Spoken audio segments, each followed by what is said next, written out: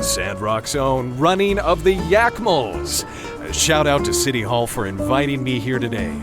Now, I'll bet some of you are wondering, why the heck do we all get together every year to try to bump Yakmels into each other anyhow? It is with great esteem that I shall now honor an age-old tradition and regale y'all with the tale that started it all, the Shonash Clash. Many years ago, the great-grandparents of our very own ranch couple, Cooper and Mabel, were traveling yak-back through the Eufaula, delivering various supplies up and down to the earliest settlers, long before the railways were ever built. Back then, the only road was through a narrow part of the North Shonash Canyon, and one day these two yak boys were passing through from both ends at the same time. They ran into each other halfway through, their carts in tow, each blocking the other's path. One called out, "You back out so I can get through!" And the other replied, "No, you back out so I can get through. I'm more than halfway through the pass. You back out."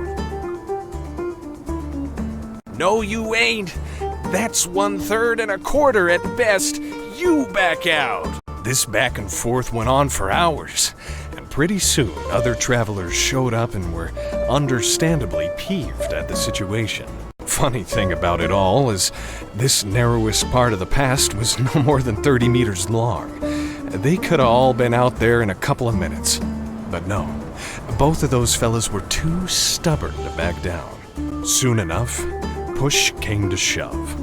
Literally. Other folks on Yakback started bumping into our two antagonists, front and back, till it was just bumper yak bedlam. In the craziness of it all, carts were knocked over, packs were cut open, food and other supplies were getting tossed all out on the ground. Before too long, everyone came to their senses.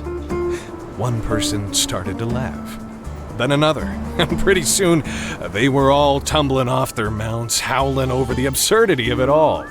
Here, I'm afraid, is where it gets dark.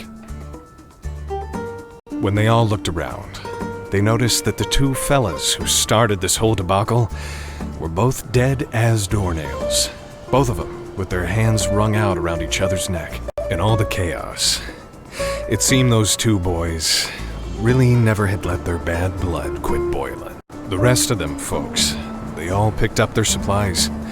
It had gotten late. They camped out there at the pass and cooked up all the food that had fallen off the mule yaks and carts and such, conversing all about what had happened. Word spread and, well, here we are, all these years later, still commemorating the event. So all y'all, I invite you to partake in the festivities. Hop on a Yakmel, bump into your best friend, and try not to take it too personal if you get bumped yourself. With all that being said, I hereby declare the Sandrock annual running of the Yakmel Festival begun!